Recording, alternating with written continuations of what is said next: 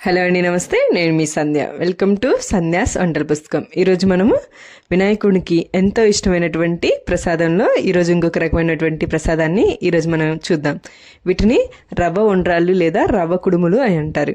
వీటిని అయితే మనం చాలా సింపుల్గా క్విక్గా చేసేసుకోవచ్చు. ఇలా రవ్వ కుడుముల్ని మనము చేసుకొని వినాయకునికి మరి ఏమాత్రం ఆలస్యం చేయకుండా ఇలాంటి రెసిపీస్ కోసం మన ఛానల్ని తప్పకుండా సబ్స్క్రైబ్ చేసుకోండి. ముందుగా ఒక పెనం పెట్టుకొని మనము ఏదైనా ఒక కప్తో మటుకు మెజర్మెంట్స్ అనేవి తీసుకోవాలి. ఇలా ఒక కప్ తీసుకొని ఒక కప్పుతోటి 3 కప్పుల వరకు వాటర్ అనేది మనం పోసుకోవాలి. ఇలా 3 కప్పుల వరకు మనం వాటర్ని తీసుకొని ఇందులోకి 1 టేబుల్ స్పూన్ నెయ్యిని, అలాగే 1 టేబుల్ స్పూన్ జీలకర్ర, పచ్చిపప్పు నానబెట్టి టైం ఉంటే కనుక నానబెట్టుకోండి, లేదంటే ఇంతైనా వేసేసుకోవచ్చు. నానబెట్టుకోవడం వలన మనకి పచ్చిపప్పు అనేవి మెత్తగా ఉడికిపోయి తినడానికి చాలా బాగుంటాయి. ఇలా నానబెట్టుకున్న పచ్చిపప్పుని అలాగే కొంచెం ఉప్పుని వేసేసుకొని ఒకసారి వీటన్నిటిని బాగా కలిపుకోవాలి.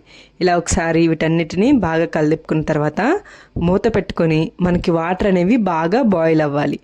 ఇలా వాటర్ అనేవి మనకి బాగా బాయిల్ అయినప్పుడు ఒకసారి మూత అనేది తీసుకొని కలబెట్టుకోవాలి. ఇలా కలబెట్టుకున్న తర్వాత ఇందాక మనం ఏ కప్తో అయితే 3 కప్పులు వాటర్ తీసుకున్నామో అదే కప్తో 1 కప్ వరకు బియ్యపు రవ్వని ఇందులోకి యాడ్ చేసుకోవాలి.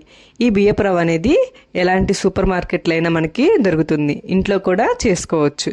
ఇలా బియ్యపు రవ్వను అనేది యాడ్ చేసుకున్న తర్వాత ఒకసారి అంతా కలిసే విధంగా కలబెట్టుకొని మూత పెట్టుకొని మనం రవ్వ అనేది ఉడికించుకోవాలి. మనం ఉప్మానైతే ఏ విధంగా ఉడికించుకుంటామో అలాగే ఈ రవ్వ కూడా మనకి బాగా ఉడకాలి. ఇలా మధ్య మధ్యలో కలిపుకుంటూ మనం రవ్వ అనేది బాగా ఉడికించుకోవాలి. చూసారా, ఇక్కడ మనకి ఉడికే కొద్దీ రవ్వ అనేది బాగా దగ్గరకు వచ్చేస్తుంది. ఇలా ఇప్పుడు స్టవ్ అనేది ఆపేసుకొని మనం పక్కన పెట్టుకొని ఒక 15 నిమిషాలు కనుక పక్కన ఉంచేసుకుంటామే ఆవిరంతా పట్టేస్తుంది.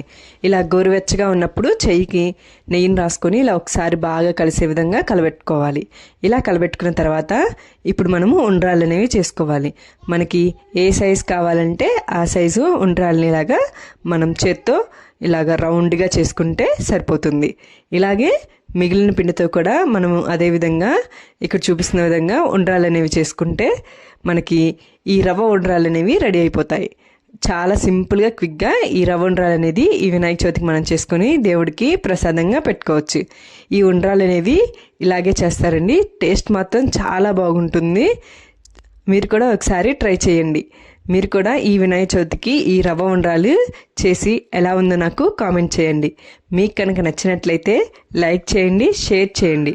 మరిన్ని వీడియోస్ కోసం మన ఛానల్ని తప్పకుండా సబ్స్క్రైబ్ చేసుకోండి. Thank you.